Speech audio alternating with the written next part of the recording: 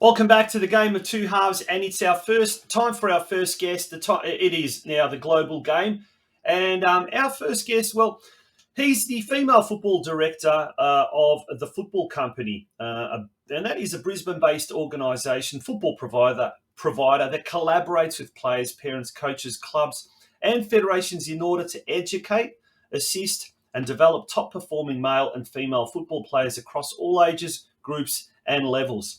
His philosophy is, I believe in coaching the individual to be the best they can be on and off the pitch. And with that, it's an absolute pleasure to bring onto the screen Tom Kenny from the football company. TK, thank you for coming on the Game of Two Halves podcast. How are you? Not too bad. How are you? It's a pleasure. Yeah, very good, mate. Very good. Look, let's start with that coaching philosophy. I believe in coaching the individual to be the best they can be on and off the pitch. What do you mean by that exactly, on and off the pitch? So I believe, a lot of my philosophy is based on developing skills off the pitch as well as on the pitch as well. I believe that, especially in the female space, it's really imperative to look at the individual, not only just tactically, socially, and all aspects of the game, on and off the pitch. So that's pretty much what I gain from that. Yeah. Yeah. Well, let's introduce us to Tom Kenny and your coaching journey thus far. You've had a very, very illustrious coaching career, and you're only a young fella, so you've packed a lot in quite a short amount of time. Do tell us how you got into the coaching caper. Well, I am 29, so last year of my 20s. Yeah, look, I started coaching when I was 15. My journey is very similar to a lot of coaches in terms of didn't really make it as a player. So, 12, 13, 14, I was involved in state setups and things like that. But didn't quite make the cut for the Queensland Academy of Sport, which was coached by Mike Mulvey at the time. And it was kind of a blessing in disguise because I went to my local club, which is Brisbane City FC. Then I started doing the coaching clinics there, just helping out as a 15, 16-year-old. And then, I moved on to, working within the SAP program from 2009 to about 2019. I also worked outside of football in that time as well, in childcare and also the Department of Human Services. So I also brought that to the way that I coach now, skills that I developed in those occupations. And I left Brisbane City in 2019. When I was at City, it was with Jake Goodship, who is currently working with me at the football company. He was running the program at City. He had got the job as the W League coach for the Brisbane Roar, and I came in as a technical individual assistant to help the players, and I assisted there for a couple of years, 2 seasons, which was fantastic, working with some top level coaches that Jake brought in, also himself, but also the caliber of players. And then from there, I sort of created my own academy, which is called TKFA, which is Tom Kenny Football Academy.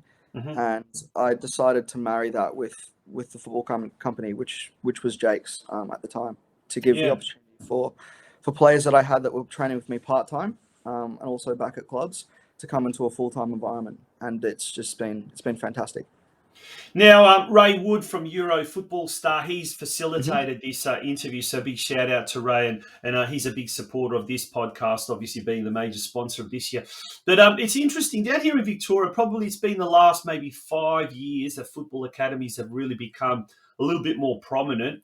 And, a lot of people in football land kind of look at it and say, oh, it's only come up in the last few years and, they're just money grabbers and this and that. But up in Queensland, it's been more established and it has been very structured. And you work very, very closely with whether it's the federations or whether it's the clubs and that kind of stuff. And that's now starting to show slowly down south. Tell us a bit about the operations of the football company and your involvement with football academies and how it sort of marries clubland and the private sector, if you like, if that, for want of a better word. How does it all function up there? So we're very fortunate to have a link with a club local to where we're based called North Brisbane FC. All of our teams play out of there, and the girls play in the local boys competition. So they're getting tested, and we link them with them, and that's our games program. So we're really happy with that, and the players are progressing. Yeah. Now we're looking at it. We're talking about it from because your specialty, I guess, your forte is the female football development side of things. You're the female football director there at the football company. And this is a question I love asking a lot of coaches, particularly coaches in the junior realm. Do you approach coaching females or young girls differently to say approaching coaching young boys? That is a very open-ended question, I guess. From my personal experience, I believe that they should be given the same opportunities, same tournaments, same level of coaching, same resources. But it's in the terms of the way that you deliver messages, I feel it does need to be slightly different. But that also caters for the individual as well.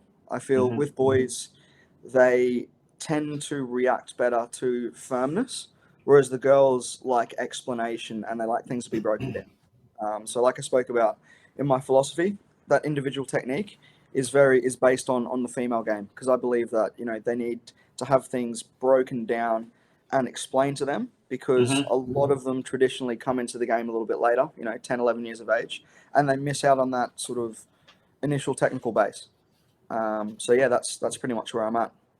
Yeah, that's an interesting. I know from my personal experience in coaching senior women a long, long time ago, and at the time they were very much young teenagers. Really, they do react in different ways. And one of the things I used to find, and it's something that a lot of colleague coaches often admit, is that when you're coaching boys or men in particular, they don't listen. But you give the instructions to the females, and they will like listen to every word. And whether that's sort of like a paternal kind of a thing, they look up to particularly the male coach as almost like a father figure, and Hmm. and they're wanting to impress the coach a lot more than what the boys or the men would want to do. I don't know, but what's your take on that particular observation? The boys don't Well, listen, the girls do. yeah, look, I definitely agree. I think there's a level of detail that you have to have when you're explaining things to girls and you're teaching them. I also feel that the girls have a fear of disappointing you, Mm. which the boys don't necessarily have to the same That's an level. interesting point. Yeah. Yeah, it's more like girls, I'm disappointed in the way that you're training today, and that sort of motivates them to train better, and apply themselves better and have a better attitude, and thus they'll get better outcomes. Yeah. So yeah, look, it's definitely that relationship base that they thrive off, but it's also creating an environment and speaking to them in a way that they feel safe. And I feel like my job as a male working in the female game is to show these girls that there are good male role models out there for them. And I love the fact that a lot of the girls, if not all of them, really respect me and look up to me. Yeah. Now, down here in Geelong, in particular, I guess this is not so much a judgment, it's more of an observation, really, than anything else. Yeah. Particularly when it comes to the senior women, Hmm. it's almost, I won't say exclusively, but overwhelmingly dominated by male coaches. So we Hmm. seem to have, I mean, in Geelong, like everywhere else, I think we have the issue of not enough coaches and not enough quality coaches because it's just growing at such a astounding rate. But in the female game, we seem to have still the prevalence of a lot of male coaches. Does that come back to that sort of that paternalism that I sort of spoke about before, or is it we're just struggling to get women to coach? And if that is the case, what's the reason behind that, in your opinion? I think that's probably a cultural thing. So, you know, I think there are a lot of good young female coaches that are coming up, but they are young, and I feel that a lot of the young female coaches are thrown into environments that maybe they're not ready yet because they haven't really had that experience or been mentored for long enough or in the right way with the right person. So I definitely think that stigma is changing. But I'm a firm believer on right person for the job really, and I think a lot of Hmm. a lot of senior female players that I have spoken to don't really mind what gender you are, as long as you treat them the same way as you might with a men's team, and you give them respect. I Yeah. think that's the main thing, and I think that's what they thrive off, and also like the relationships, like I said before. If you can build good, reputable relationships, then you'll be successful. Interesting. We're speaking with Tom Kenny. He is the female football director at the Brisbane-based football company, all part of the global game segment here of the Game of Two Halves podcast. Mate, are we heading in the right direction in this country as far as female football development is concerned? Yes and no. I think we have come a long way in terms of where we are, but I also feel that there's still a long way to go. We are seeing a lot more technical programs for kids that, or female players that are, of that 6 or 7 years of age, where we'll start to see them sort of, pushing through, and the quality will start to, get a lot better. Yeah, I think we are, but there's also a long way to go, just in a nutshell. Yeah, no, it's and that brings me to the next question. I guess the Women's World Cup. It's going to hit our shores in a couple of months. I don't think we, as a football community in Australia, in fact, I think Australia, we just cannot fathom how big this is going to be. This is going to be massive. And look, ticket sales are going extraordinarily well. Publicity hasn't been very good down here in Victoria. I'm not sure what it's like up in Queensland, but ticket sales nonetheless are going really, really well. So whether that's fueled by the overseas interest, I don't know. But are we, as a football nation, are we ready for the World Cup and just extracting the most out of the opportunities that are going to present itself? Well, I mean, I hope so. I think we need to be. I think there's a lot of backing behind the Matildas, so I think that will get us through in terms of, like you said, ticket sales and things like that. But yeah, look, I think the most important thing isn't what happens during the World Cup, it's what happens after it. So are we going to continue to invest? And do we have the right people involved to be able to push the game forward? So for me, that's the most important thing. What do you think what would you like to see the legacy? What would you like to see the legacy of the Women's World Cup in 2023 for Australian football? The legacy, I just think, obviously, the participation, I think it needs to grow that. We are in a good space, by the way. It's just all about creating quality programs to be able to nurture the amount of girls that are now playing football, And that's the legacy that I would like to see. I'd like to see a little bit more gone into the grassroots and the technical development of young female players. Yeah. Well, when we talk about talented young female players, there's a young lass up there in Brisbane who you've been doing a lot of work with, and she recently took out a Euro Football Star objective testing, and she'll in Brisbane, and she'll be actually heading overseas as part of her prize. And her name's Charlotte Ainsworth. Apparently. Well, Ray Wood raves on about her. She's going to be as good as Sam Kerr, if not better. Tell us a little bit about young Charlotte. She's she's playing with the boys as well, but she's there's some footage over here. We're going to see some footage now of her. There we go. Tell us a bit about Charlotte. Yeah, look, that's actually not Charlotte. That's the girls group that we're working with. Okay. Yeah. Look. Charlotte is she's a fantastic, young player. I'm so proud of the development that she's had over the last couple of years and where she's come from, and how hard she works. And I guess what sort of separates her from a lot of young players is her desire and determination, which is second to none. She's always at training first. This is Charlotte here, by the way. Oh wow! Yeah. So dazzling ball skills. Yeah, as you can see, she's quite talented technically, and definitely a talent that we need to look after and nurture. So, yeah, look for me. I'm delighted that she gets the opportunity to go overseas and sort of see where she's at. But also with Charlotte, she needs to keep her feet on the ground and keep working hard and progressing at the same level that she is. And I have no doubt that she'll go to the very top. How old is young Charlotte?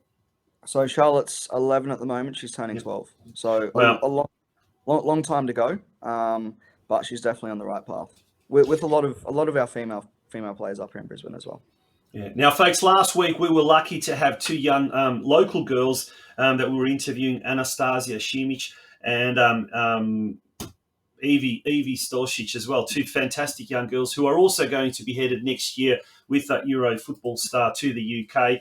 And it was, in Evie's case, she does play under 15s, but she's eligible to play under 13. She also plays under 13 boys as well. And I saw her on the weekend in a game, in a local league game, or local community league game. And I'll tell you what, she really the aggressive nature of under 13 boys is fantastic for her, and she matches it really well with them. And technically, she's very, very good. And it was good to have a chat with these girls. And I guess that brings me to another point. The development of the elite players. Is there a difference in the way they need to handle their development? Is, for example, compared to boys, are they more technically gifted, or do they have to work a lot more on their technical abilities? Are they more or less coordinated? Does it come down to a individual person? And also the strength and conditioning side of things as they grow and all of that kind of stuff. Basically, what are the similarities and what are the differences in the development of the elite players? Well, I think first and foremost, the similarity should be the mentality. Mm-hmm. That should be first and foremost. It should be, the same for girls as it is boys. The desire, the determination to want to push on and better yourself as a footballer. Yeah. The things you do off the pitch, what you eat, your sleep, everything like that. So that's no different for a male player or a female player. I do think that, and a part of, like I mentioned with my philosophy before, the technical components needs to be a little bit more important in terms of developing the girls, because a lot of them do come into the game later. Mm-hmm. But I do think the girls probably are a little bit more technical than the boys, in terms of the range of movement, the flexibility, and things like that. They've got more detail and quality to their movements. Whereas I feel like the boys have more of that strength. The game's quicker, but not necessarily technically better. Yeah, and is that the obviously? I mean, this is probably an obvious question, but is it the aggressive physical element that helps the girls in their development, and hence a lot of girls end up playing with the boys? Oh, 100%, 100%. So, like you just said with Charlotte, she's now in the boys' team as a full-time player, and our girls' groups play against boys, and I've just seen a massive benefit for all players involved. It's been fantastic. They have to do things a lot quicker. There's less time on the ball. And just their thought process and thinking just need to be spot on. Mate, fantastic! It really, really is interesting chatting to you and getting an insight. If anyone has got any questions that they'd like to ask Tommy, Tom would certainly be happy. Pop it in the comments section, and we'll ask the question there as well. Mate, what are you working on at the moment? Anything in particular? Any projects with regards to the football company, or anything on the horizon for you personally or professionally? Yeah, look, we're always looking to expand and make the business, a lot better and give more opportunities to our players. So I think we're just in the planning process for 2024, and we'll go through and see what that looks like and how we can create, different pathways and avenues for players to develop. So yeah, always on the grind, which you have to be in football. Yeah, it never sleeps, even in the off season. What is an off season? They say that. Yep. Exactly. Exactly. Yeah, excellent, mate. Well, thank you very much for joining us here on the Game of Two Halves. Really, really appreciate your insight into female football development, and particularly at that elite level, at that top end. So we really appreciate it, and certainly we are hoping that definitely there will be a legacy left behind the Women's World Cup, and participation is the one that we all certainly hope will be the one.